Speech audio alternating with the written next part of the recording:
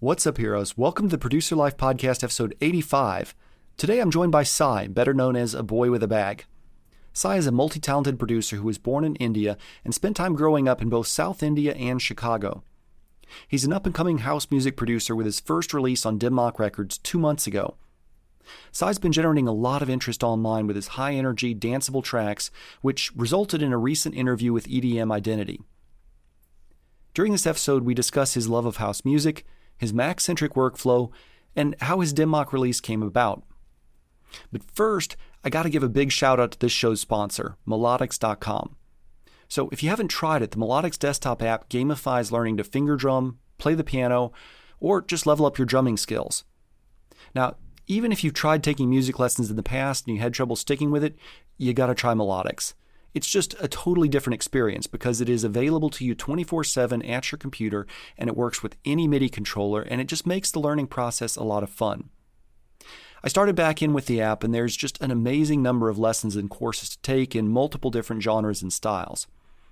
And even though there's a ton of material there, it's really organized and helps you keep track of your progress as you level up. One day I plan to incorporate some finger drumming into my live performances, but in the meantime, I also really like the way that I'm learning more about rhythmic patterns as I take the lessons, which helps me as a producer right now. There's no cost to trying out Melodics. They've got 60 free lessons, and just about any MIDI controller will work. From there, if you'd like to subscribe and unlock an annual premium content subscription, use ProducerLife-20 for 20% off an annual subscription or 20% off a monthly subscription for the first 3 months. Again, that's ProducerLife-20, and you'll save 20%, and it also helps support this podcast. And now, cue the intro music.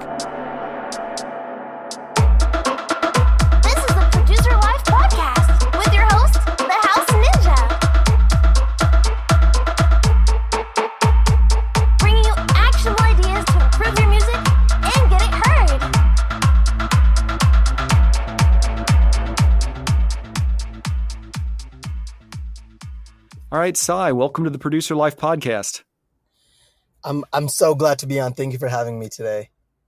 Well, I'm thrilled. You are really just taking off, and I'm excited to talk about your recent Dim Mak release and about production tips and sort of where you've been and where you're going. Awesome. I'd love to share what I know, but also keeping in mind, I'm also early in my journey, right? So I'm still learning, but as much as I can help someone else as well with what I know so far. That's kind of my goal with this, and I appreciate you inviting me on. Absolutely.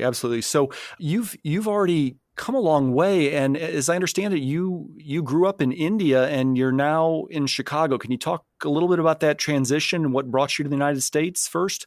Yeah, of course. So actually, my dad used to work in India, and then it's kind of like a classic immigrant story. Well, not classic, but I would say a lot of classic South Asian or Indian immigrant stories where a lot of my parents, my friends' parents as well, who are South Asian, our parents just left India kind of after they were about our age, just graduated college, trying to find their jobs. And they left everything they knew and came to a new country, and they figured everything out. And then I was born a few years later, actually back in India. But then I was flown out, I believe, within a year, and I grew up most of my life here and also partially went to school in India. But I ended up coming back to Chicago for college. I went to Loyola, Chicago. It's a great Jesuit university in Chicago. Met a lot of friends, got into graphic design and music there. And here we are. Okay. And that's your education background is you've got a background in graphic design. Is that right? No, I actually have a background in biology and computer science, bio and bioinformatics. At Loyola. It's not anything art related, but here we are. All of that was on the side with YouTube and stuff like that. Okay, fantastic. So how did, I know that looking at your YouTube channel, you kind of started off doing some experimenting with some Bollywood remixes, and now you're a up and coming house music producer. How did you get your introduction to electronic music and make that transition from sort of Bollywood remixes to house? Yeah, of course. So initially, I used to make those Bollywood remixes. I was also on an a cappella team I was a beatboxer where we won a few awards here and there nationally. And eventually I kind of transitioned into trying to make original music only because I loved kind of combining the two cultures I'm a part of, the American side and like back in India. But as you know, both of those songs in any mashup are not owned by me, right? They're owned either by a Mhm. record label in India or in the US. And that kind of so I had a hard time with accounts being taken down, songs being taken down that, take a significant amount of time and creative effort to put together. And on that same note, I also had a video production company with one of my best friends called Chris Media Chicago, where we did recaps for Bollywood celebrities and actually even did stuff for a Future, like the rapper. And Wow. we used to use music in those videos. And also, we never owned any of the music. So even though we had thousands of YouTube plays, we couldn't make any money off that. Just all of that combined together kind of put me in a mindset of what if I could make original music? And I was kind of really gravitating towards rap music initially because I listened to a lot of hip hop and trap music in addition to house, but just the repetitiveness of house music with those special elements every 4, 8, 16 bars that really kept my attention, kind of really got me interested in that genre. And I realized that if I listen to house and make house music, it's original. Plus, I can take my favorite other genre music and remix it into house. Because house music can kind of encapsulate like a bunch of genres within it with a simpler remix. So that's kind of where I was kind of all over the place, but that's kind of where I got into original house music production. No, that makes perfect sense. And then you started off with GarageBand, as so many people do, and you moved to Logic. Why did you pick Logic as your DAW of choice? Yeah, of course. So, fun fact, beginning of quarantine, I was gonna switch to Ableton. I took a few lessons from West End, Tyler Morris. He was really helpful. Took 2 lessons or so with him. I learned a lot of the basic concepts on Ableton, but something about my graphic design and aesthetic side of me couldn't work with Ableton. It felt like it was Windows 98, man. And I get that's not what it's meant for. It's probably more powerful than Logic, but I can't look at that every day when I'm making music. And apart from that, in Chicago, I believe this is one of 2 Apple stores where you can walk in and get help for Logic because it's one of the flagship stores in the world. So I took advantage of 2 of those Genius Bar sessions to kind of ask questions around the software and the fact that GarageBand is on an iPhone. So sometimes I come up with a loop on my iPhone when I'm on the bus or something in college. Then I can airdrop it to my Mac, continue the same project in Logic where I left off, and finish a song. And to this day, I still use some of the exclusive GarageBand packs that are available only on iPhone to record something, airdrop it, and use that in my song. It's stuff that's not available on Loop Cloud, Splice, or any other royalty-free service that a lot of producers might use. Huh. Wow. Well, that's quite a workflow. I sort of a Mac centric workflow. When I was learning a little bit about you and kind of doing my research online, one of the things that kind of interested me about your workflow is that you tend to work on several songs simultaneously. Is that right? Yes, actually, I it's kind of unconventional, unless maybe I meet someone else who also does this, but I kind of start a song, an idea, maybe 4, 8, 16 bar loop, sometimes a whole song idea with a few elements missing.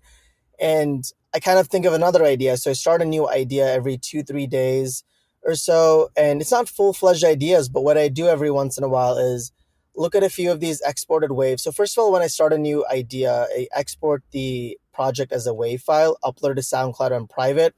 And I have a playlist that I just listen to sometimes when I'm driving where I go through all of those works in progress. And I kind of find elements that could potentially go into another song that I just made, like another idea. And I combine a bunch of ideas to come out with the final track. Okay. And so of the songs that you may be working at any given time, how many of those actually wind up getting finished, or do they all kind of just get sort of mashed up together into one The final. final track? So it depends. I will say that for every song that I put out, there's at least 10 or 11 ideas that I might have picked from, or 10 or 11 ideas that may never be released. They're just 8-bar snippets of a dope bass line. But I still have those in the back of my head in case I want to use that somewhere else or finish it up in the future. Okay. All right. Well, that makes sense. So start to finish, how long does it take you to put together a track generally? Start to finish, I kind of divided up into 3 or 4 segments. One is like kind of the idea phase, like I said before, and then the arrangement, and then Hmm. kind of adding effects and sending it out to someone else for mixing and mastering. And up to the mixing and mastering point, to get a song fully exactly where I want it to be and sound, get all the elements in there, takes at least maybe max a week. Sometimes it's done in a single day if it's the right mood, the right vibe, right environment. But for example, my song Don't Trip took about a week to find that rap vocal, kind of speed it up and then put another bass line behind it, etc. But something like Summertime in New York, which was signed to Dim Mak, took about 2-3 days for the basic idea, and then everything else was just extra elements added on later. Okay. Congratulations again on the Dim Mak release. That's Thank you that's so much. awesome. And that bass line is so catchy. I actually found that track before I reached out to you about being on the podcast. I found it on BPM Supreme, which is a record pool for DJs. But it was one of the tracks that was on there, and I was just kind of scrolling through hot new releases. I was like, wow, this is hard to sit still through. So it was really good. It's definitely going in my set list. That is so interesting. It's a quick comment on that. I've been using BPM Supreme when I first started DJing in Chicago, just getting to learn how to do that. And I've been emailing their support team for about a year trying to get some of my tracks on there, and even recently for this song. But I guess the label took care of it for me and put it on there. So that's really great to hear. I'm going to check it out because I do have Yeah. a subscription to BPM Supreme. Yeah, I think it's the labels that typically submit to it, but I honestly, I'm not sure. I haven't submitted anything to Yeah. a record pool, but I've used a few of them now. Tell me, how did that come about, the release with Dim Mak? Did you reach out to them? Did you have a manager? Was it happenstance with somebody knew somebody else, or? Yeah, of course. So that's a great question and something I truly believe. I think my experience kind of is emblematic, if I'm using that word correctly, of how records are going to get signed in 2022 and in the future. Is this is my hunch, is that I think that the general demo email is going to be going away. It still might be there for some labels, but the way I got mine signed was purely through relationships, just networking with people online, especially through this app called Clubhouse, where I was Mhm. invited by a friend of a friend. And initially, I didn't know what the app was about, but I realized the app's not like any other social media where you're trying to sell something, although there are people now that are trying to do that. For me, it was more about during lockdown, joining these rooms with all these A&Rs, big DJs talking about music, NFTs, just random topics.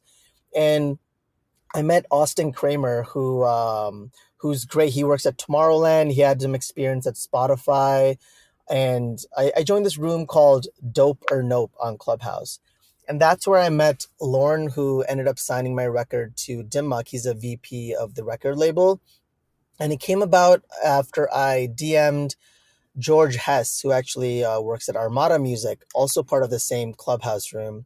And so basically every Friday they used to have a room called Dope or Nope where you DM new releases, and they just kind of play them, or demos that are unsigned.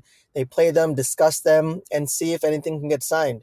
And obviously, I didn't get anything signed for a few months. I was just there networking, sending a few songs in, getting feedback. And then one of the sessions, they had Laid Back Luke and King Topher Mhm. on the session as a guest. And that happened to be the session that they played my song in.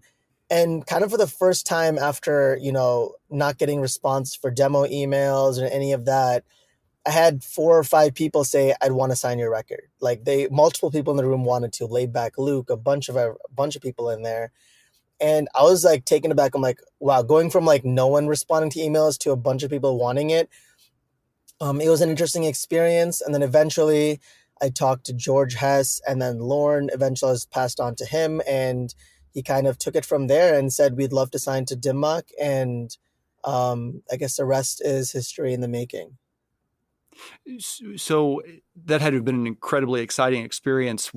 What was your, aside from jumping up and down, probably, what was your Yeah. next step after you got all these emails saying, hey, we're interested? Did you talk with a manager? Did you talk with a lawyer? Did you start Um, reading over stuff? Or what was your maybe, next move? yeah, maybe I should have done some of those things, but I just was kind of actually I was listening to that episode live at this ear doctor because I was trying to get in-ear molds for custom monitors. So I was also like on the road. I couldn't just freak out and like at a hospital, right?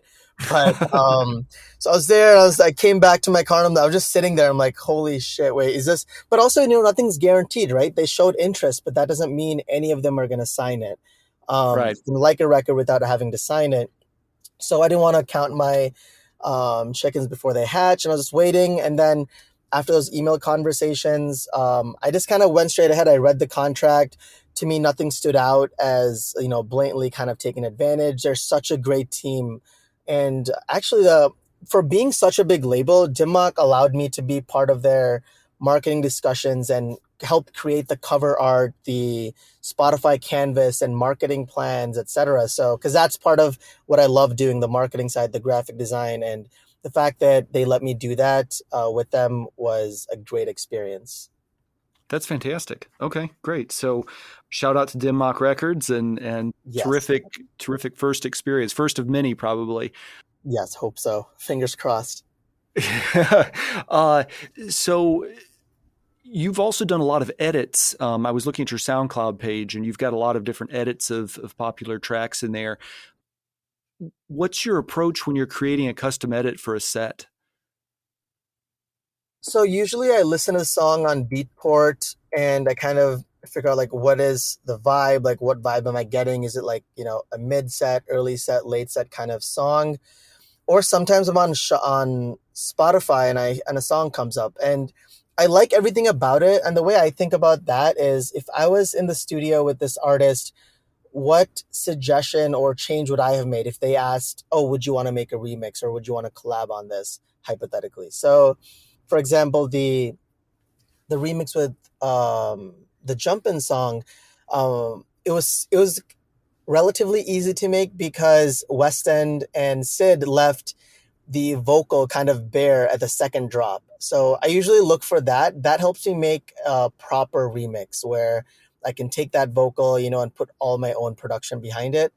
But then Mm-hmm. you look at something like Witch Doctor by John Summit, great tune, love it. But obviously it's fully instrumental, throughout. There's high energy throughout the track. So there's no spot that I could kind of isolate a stem or single instrument to remix it. So in that scenario, I kind of just added my own stuff to the final master from Beatport. But it kind of depends on kind of what I'm feeling, if I have any ideas, and I kind of see what the opportunity is for a song. But most times, I guess my idea behind making some of these edits, and I have a few more that I might be able to put out soon, all unofficial at this point. But it's just that when you look at something on Beatport and it's top 10, top 100, it's there. It's up there for a reason that everyone's buying it. Which means if I'm playing a show as a headliner, opening, or somewhere in the middle, there's a high chance that someone's played one of those top 100 songs, if not all of them. So just kind of standing out, how can I stand out if I'm going to play the same record, but can I change it up so people know it's not the same one, it's a different version of it. So that's kind of also where my head's at when I'm making these edits. I don't want to make it too similar because I'll just play the original song. Can I infuse kind of like my vibe and my style into that track? Yeah. You mentioned Armada Music, and I took a master class a little while ago with Armin van Buren, and it was interesting because one of the comments that he made is that when he's playing a set, every single song that he does, he's made an edit to. So he doesn't play anything straight off of Beatport or a record pool. He's always making changes to it and customizing it. So I thought even if it's just a little tweak, changing the build up or Yes. changing where you come in or exit or, something to give it your own flavor. No, I was just gonna say that that's a great point, and like I've noticed that as well with his music and sets, and I guess like even going back to the idea that I love hip hop music, a lot in a lot of my remixes, I tend to use samples that have been used in my favorite records, like that perfect sound effect from Street Fighter, or like the signature like snare, or some of the stuff that Metro Boomin uses, or his kind of 808s or hi hats like in Summertime in New York, you hear a lot of these like triplet hi-hats and stuff throughout.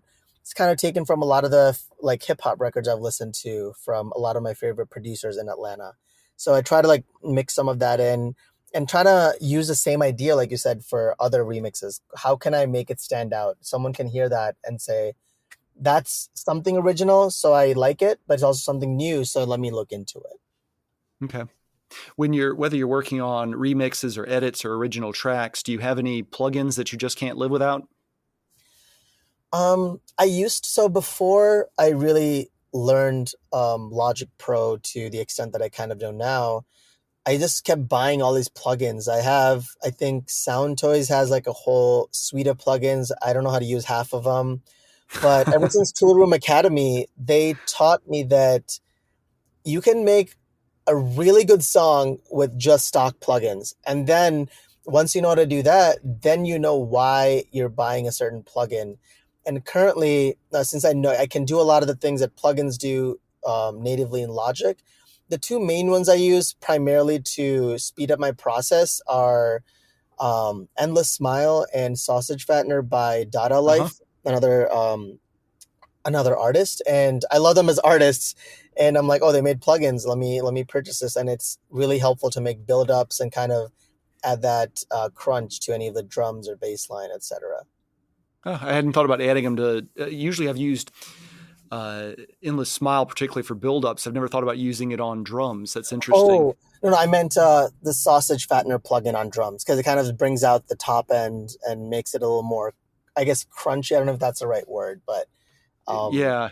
gives a better idea for it. But Endless Smile, not really drums. I guess if you've heard Vocoder's song, Yeah, on Spinnin' Records, I think I have a hunch he uses Endless Smile for the build-up, because it's just I think he busts it to Endless Smile because it's just a bunch of reverb and then it all cuts off straight up. And it sounds like the second, or I think the third option in Endless Smile, if I'm not mistaken. But I don't know for sure. Yeah, and Endless Smile, and I mean, both of those Data Life VSTs are so. I mean, I think there's one knob in each of them, so Exactly. it's nice and simple. You don't have to get paralyzed by 50 different parameters you can adjust. So, yeah, I'm a Exactly. fan of both of those. So, tell my listeners about Tool Room Academy. What is that, and how is that impacting your production?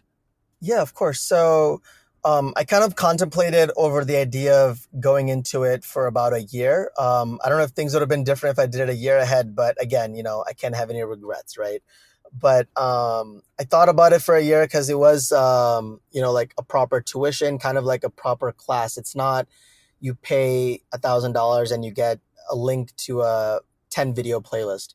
It's Pete, who is part of the A&R team at Tool Room Records, and Ben, who is half of Tough London, teaching us live. So every week we had sessions where we had homework to submit, and we had a private Facebook group. And even right now, there's actually another private Facebook group that you can join once you graduate from any of the Tool Room classes.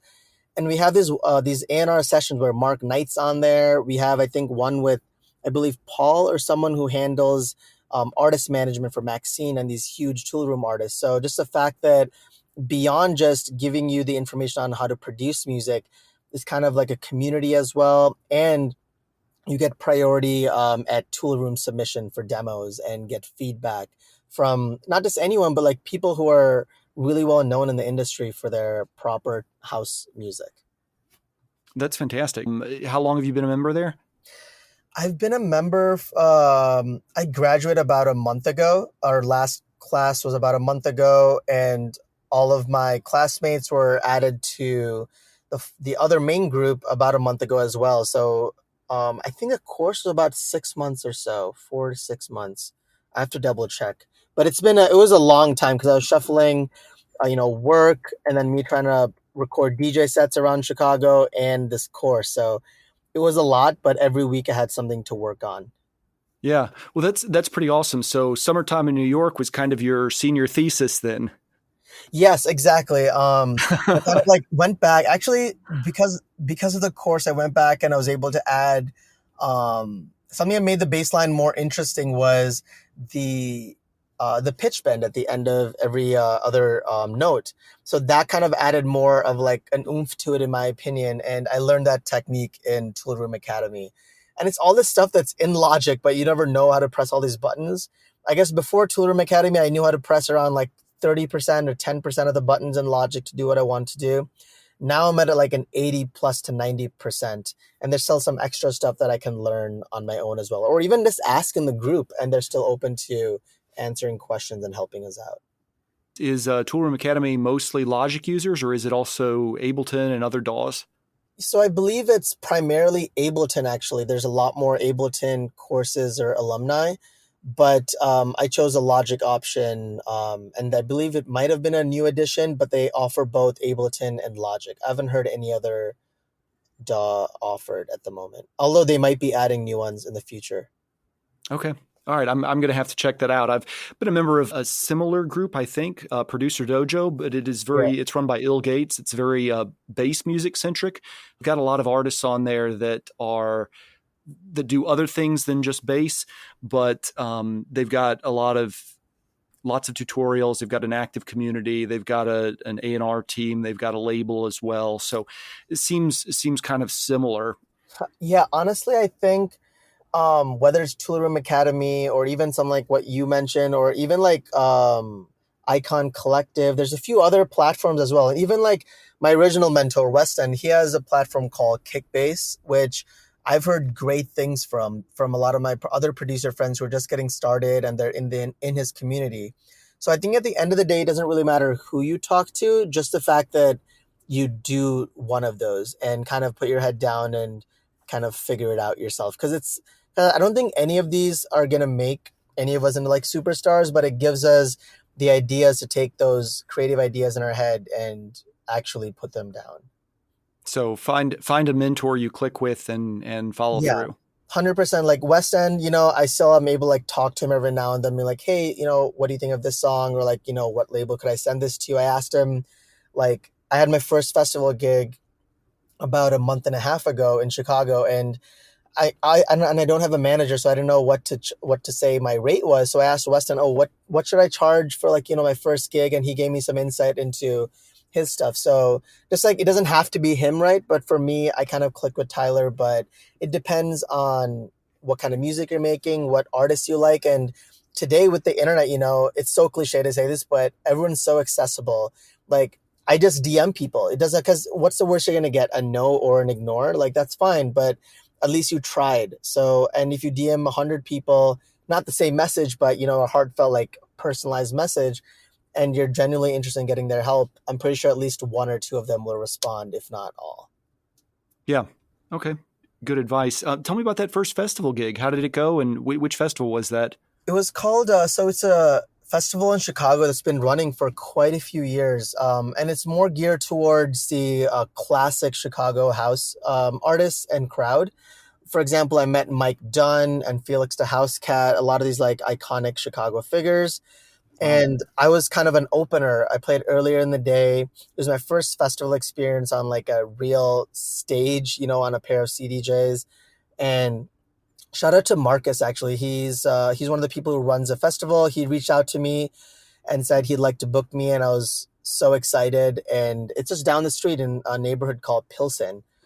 So it was a great experience, amazing. And great team actually to work with as well. Because yes, the gig is amazing, but I've heard so many stories from other DJ friends where the pay may have been great, the opportunity might have been great, but the people you're working with were not great. But in my case, everything was great. So I'm just grateful for that opportunity.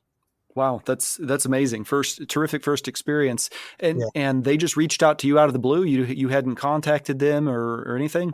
No, actually, well, now that I went back, I don't think it's because of this. I think on my Instagram a while back I posted this, but in 2019, before, I started making proper house music or whatnot, I reached out and said, hey, I'm a DJ from Chicago. I'd love to play here. No response. I mean, I don't know if they didn't see it or they just ignored it, but it did say seen, so maybe they didn't even see it.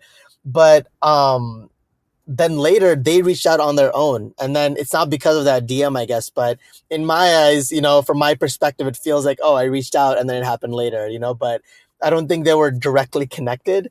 But I think they just saw, the various things I've been doing around the city with the DJ sets, the new releases, and just me sending out music to other people. And I guess the word got around and they thought I'd be a good option to open up for the festival. Okay, terrific. Well, all the social media work is paying off, and the persistence. I was looking at your YouTube, and I think your Live From series is really interesting, and you were just kind of alluding to that with the playing around the Chicago area. So it looks like you're setting up your turntables and recording it from your iPhone, and you're just finding interesting locations around Chicago, from Lincoln Park to the canals to Chicago O'Hare parking lot. Tell me about how you're setting that up and recording it, and what inspired that series of live sets. That's it. Of course, yeah, that's a great question. And thank you for kind of doing your research. I think it really shows in this interview that you kind of actually did your research and you're asking the right questions. So I appreciate that first. You're welcome. I try. In regards to the DJ sets, like the O'Hare one, actually, if you notice, halfway through, I switched locations because security came and said I can't record there. So again, my motto is ask for forgiveness, not permission. Especially when it comes to these opportunities.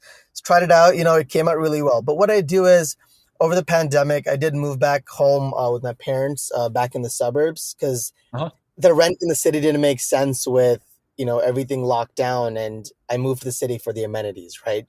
So understandably, I was able to invest in a car. So now I bought a portable battery from Amazon, I think way less than $100 or something, or around 100. I bought a used XDJ RX2, simple cables. I was going to invest in an expensive camera, but I realized I paid close to $1,000 for my iPhone. Why don't I use that? So I put that up, and I realized that I can control the camera from my Apple Watch. So I have all the remote wireless technologies that I need. I set that up, have an old tripod, and just start recording. And then I airdrop that video to my Mac, and then I record it on the USB, which the XDJ lets me do. Sync it up in Premiere on Adobe, and we're done with the set. Wow, and you're actually not playing with speakers at all. You're just playing through your headphones and recording the audio. And then syncing up later. Literally performing to the trunk of your car. Yes, so sometimes, exactly. So I don't use speakers, which also gave me more experience in trying to DJ with just in-ear monitors, because I'm trying to get to that spot where I can cue the master and the new one in my headphones, because I played, even at the festival I played, the music is really loud, right? And people love loud speakers, and that's what it's all about. But just to protect my hearing, I realized that I can wear earplugs, or now that I have a new skill that I kind of built where I can DJ completely with just headphones, I think I'll be able to use that in the future, kind of save my hearing while I DJ. But that's how I do it. Very cool. Very cool. Clever idea. And then the other thing that I saw in there that struck me was the Fortnite sessions. What are you, tell my listeners about what that is and why you got into that. Of course. Yeah. So over the pandemic, I'm not a gamer, but I tried, I'm not good at gaming at all, but it was a great way for me to kind of talk to my friends, right? And a lot of my friends had Nintendo Switches, so they downloaded Fortnite. And I tried playing Call of Duty Warzone. I'm not good at that either. So I kind of gave up on that. But then with Fortnite, at least it was a way to kind of hang out with my friends virtually almost every single day, if not every other day. Let's get together. Even if we sucked at the game, at least we, got a few laughs and talked to each other. So through that, I kind of fell in love with the game. And I was like, what other options are there in the game other than the actual fighting part, which I'm bad at? And I realized there's a Minecraft kind of mode called Creative, where you can build anything you want ever with all the materials from the main island of the game.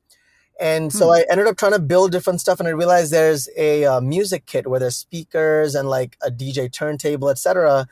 And then I realized, what if I just build since I'm not getting any gigs during the pandemic, what if I build a custom stage in game and then just put a DJ mix over it that I record or make in Logic? So I started doing that.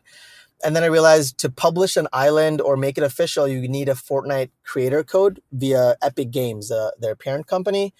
And I reached out to them, and I guess they liked some of the stuff I was doing with the creative music stuff via Fortnite.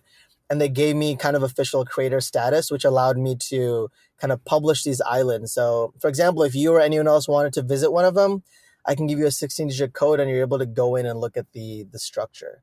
So from there, I just kind of have been doing a few of those, trying to create unique islands, etc. And I may have one more that I'm still working on that's going to be out soon. Does Fortnite support the ability to do like a virtual concert where you could kind of stream it live and interact with people and have their avatars come to your private island? Sort of like, I don't know, I've heard of DJs doing things in Second Life and some of these other virtual environments. There probably is. I should look into it more, but I know officially there is a way because Marshmallow did that. There was a Travis Scott concert in game that I attended before, but I just don't think, I have that much of a connection with their creator team to have something like that, or like the pull, right? With the popularity. But eventually, I think hopefully that is one of my goals. That would be really interesting to have an A Boy with a Bag concert in game, but I think that's still a ways away, and that's something, it's a goal I can work towards to getting. Yeah, certainly a good thing to do as the pandemic is still going on. Tell me, let's talk a little bit about branding. A Boy with a Bag. Where did that come from? Yeah, so that's a great question. So I kind of tell people sometimes that like Sai, like my name it's not a one-to-one comparison, but it's kind of like the John of Indian names in the sense that it's so common. Like a lot of people have that in South India where I'm from. And I realized I would have loved to make music under that name, 3 letters, easy to remember. But if you ask me for my music, I'm like, yeah, to search Sai, first of all, like Saint, something's going to come up. None of my music's going to pop up, or branding or photos or Instagram. So I kind of remember when I was making hip hop music, the phrase in the culture called like secure the bag, right? That was like a whole thing. And I'm like, okay, well, how can I kind of play off of that since I love making hip hop music?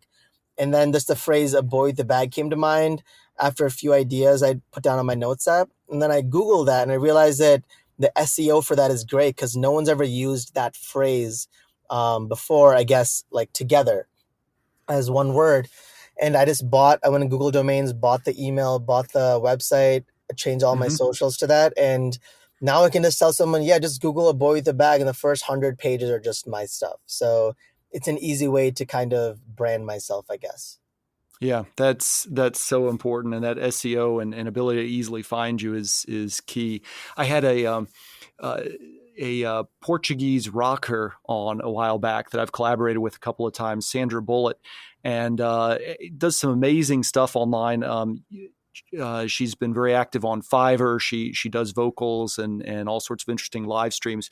Yeah. But her name is challenging because if you search for Sandra Bullitt, inevitably Google corrects it to Sandra Bullock, the actress. Yeah. And so unless you do it just right, and actually if you search for it as one word, she's hard to find. So that's important. And I don't think a lot of artists give that enough thought up front. Yeah, actually, like one of my other producer friends, he currently goes by Subshift. I actually forgot his original artist name, but he has some amazing music, bass house, tech house, etc. And he had another name that he was making music under with released on Insomniac and all these huge labels, but he had to change his name because someone else had a similar name that probably had the legal rights to it. So I think it's really important that even though you have great music, just think about all the other aspects of it. And something else I think of also is being family friendly, just because it's not a bad thing to not be family friendly, but you have, as an artist and someone who's trying to do music full time, to kind of, maximize your revenue and make sure you can support yourself with your art. If you're family friendly, more doors open for you in the industry and opportunities for sponsorships, etc. So I just think that's also something to keep in mind. SEO and is it family friendly? And also to your brand. If your brand isn't family friendly, then don't do it.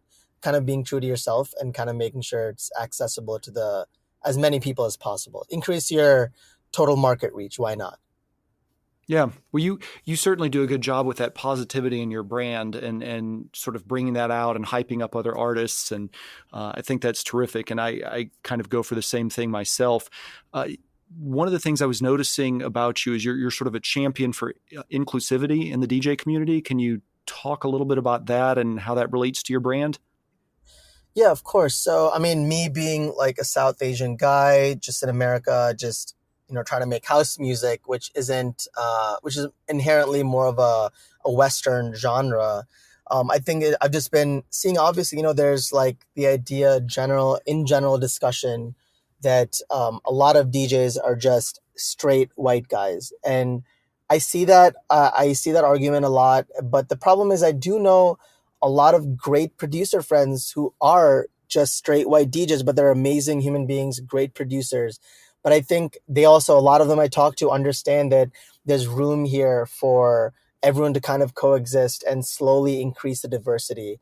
I don't think it's either or. I think there's room for everyone to kind of exist. And I think the biggest thing is just being more open to newer voices, newer sounds. And I think just people like all these Twitch streams, et cetera, this Clubhouse stuff that I talked to you about, they've been really helping open up, I guess, kind of opening doors for someone like me and other people who look like me, et cetera, to start putting music out on bigger labels. One thing I think about when I think about diversity is I understand why some labels or brands may have like, playlists or compilations or whatever that are like, oh, we're highlighting, Asian artists or South African artists, etc. But I think it's important to have that, but also at the same time, just have them on the main label, on the main stage. You don't need to have a separate section for diversity. Just make it all into one thing. And I think the more we do that, the more normalized it's going to become that anyone in the world can kind of make house music and be part of the community. Yeah. That's kind of long-winded. I don't know if it made sense, but yeah. No, absolutely, it does. And I think one of the incredible things about this digital era that we live in is that, there is a niche out there for every artist, I believe. If you, Yes. because of the size and scale of the global audience, no matter what you look like or what your sound is, there is probably somebody out there that is interested in what you're doing. It's just a question of, can you find them and connect them with your music? I'm actually really excited about having you on this podcast because, interestingly, half of my listeners on this podcast are from India. So I think they're going to be really excited to hear this interview with you. Happy to. Well, hello everyone. How's it going? From Chicago to India. I haven't been to India since 2012. I need to make a visit back there. Maybe soon. If I can secure some bookings out there, that would be very dope. But we'll see. That would be awesome. So, what were the major cultural differences that you had to overcome coming to Chicago? Sort of backing away from music for a minute, but talking about your life. I guess I would say just in general, and this kind of applies to a lot of people who are first generation, I think that's the right phrase, first generation South Asian Americans. Because like I'm a US citizen, I have a US passport, but obviously my cultural background is from India. So it's always this idea of you're not, I guess growing up, you're not too American enough or you're not too Indian enough. I could be here and maybe in like middle school or something, someone's like, oh, what are you eating? But then you go to India and they're like, oh, your accent's weird. So then you're in the middle, like nothing works for anyone. And I think lately, that's been kind of broken down those barriers, especially with Gen Z. And I've seen like a lot of the stuff they've been championing and kind of taking forth. And I think there's a lot of good change coming through. And I believe like people can change. So I'm not one to vilify someone who might have, potentially made fun of me in elementary school because maybe that was just the status quo back then, or like that's what their parent or someone might have told them. But I think there's always room for people to learn and kind of expose them to different cultures and grow from there. Actually, I just remember this one story that my friend told me that she went to a high school reunion recently and she expected that because she lived near me, which is like very like rural America, kind of out in the suburbs. And we kind of expected that she expected the high school reunion would be, people who might be, kind of potential a little bit racist or maybe not for the vaccine, etc. And when she went there, every one of them said, yeah, as soon as I left this town and experienced more cultures and just met people who weren't exactly who look like me or talk like me, etc., I kind of understood that there's more to like this, the world in general, than just our town and this neighborhood. And that really changed them, and they're really open-minded to new ideas and stuff. So I really think it's not a good idea to just vilify someone when, you know, they have a different opinion, but just like expose them to different options and be like, this is what's out there, like make your own decision, but here's everything, here's all the facts, you know.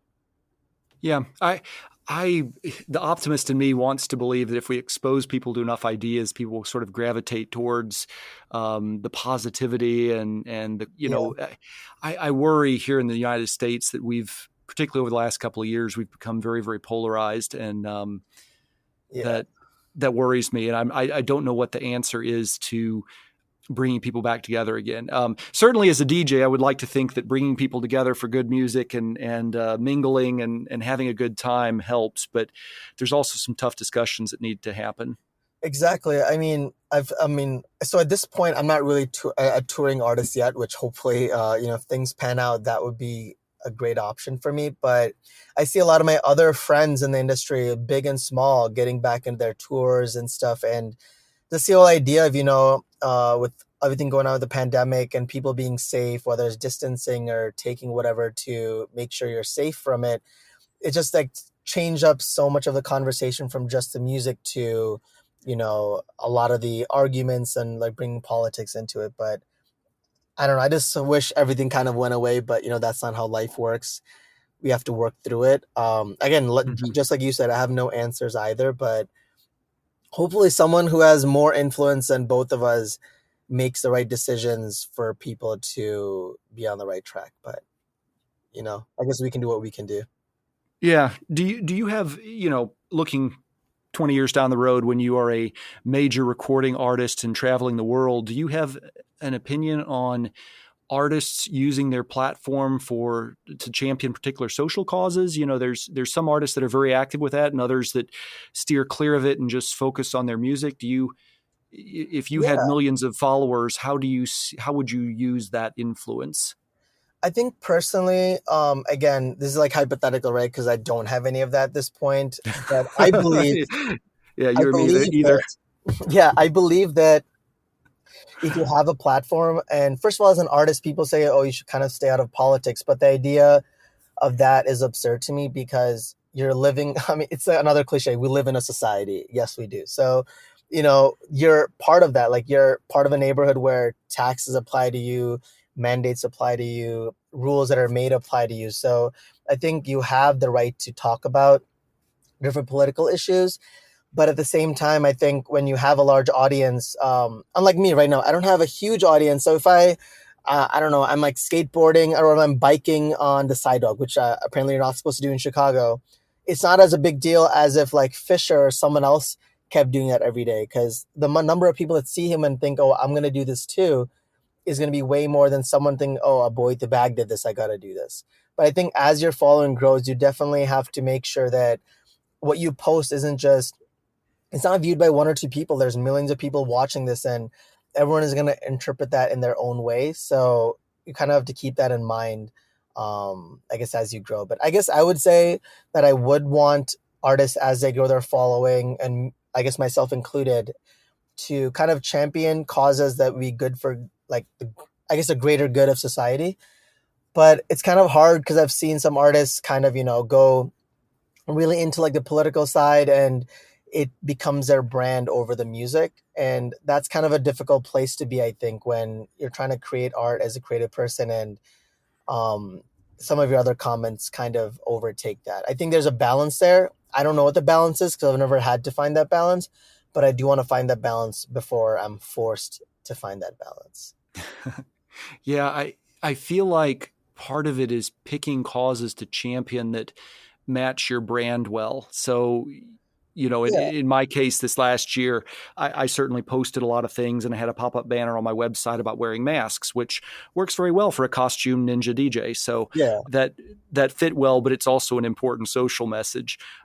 But, if I had been championing, I don't know, something else that didn't match well with my brand, I feel like it might not have gone over quite as well. So, No, I totally feel that. I totally feel that. And like one thing for me, I guess, off the top of my mind is like mental health stuff. I really think that's like we always talk about like going to the gym and staying fit, but there's a huge part that's kind of ignored, especially with like stimulants and everything else that people are taking, caffeine, whatnot, and all that. And we're just not in the best mental state as society, I think, in general. Even the best person who thinks they're in their best, like the best physical shape, you still have to work on your mind to make sure you go out throughout your day and life in the most peaceful way that you can.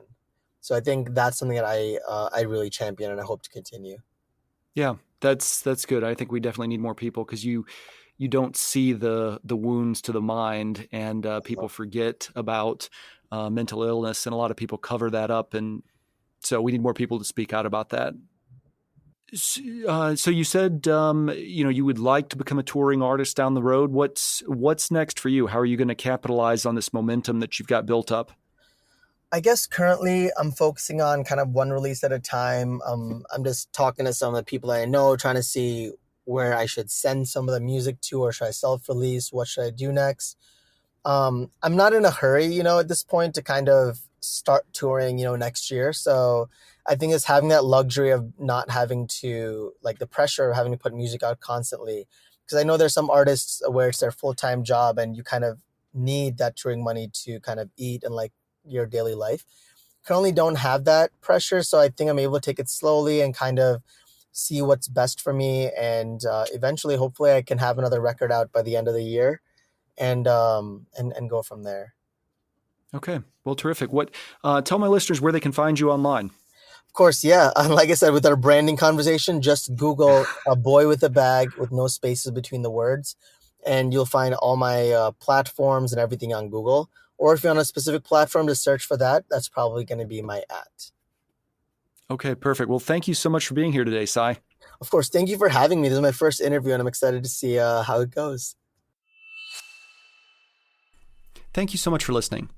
Just a quick reminder, I'm performing at this awesome little microbrewery and performance venue in Peachtree City, Georgia called Line Creek Brewery on Saturday, October 30th from 8 to 11 p.m. The event is called Booze in the Bubble, that's BOOS. It's a family and pet-friendly costume party, and I'd love to meet you if you live in the area. We've got almost 300 people interested so far, so it should be a great turnout and a lot of fun. As always, I'll have links to everything on the show notes page. Just go to producerlifepodcast.com and look for episode 85. Until next time, this is the House Ninja reminding you to be somebody's hero today.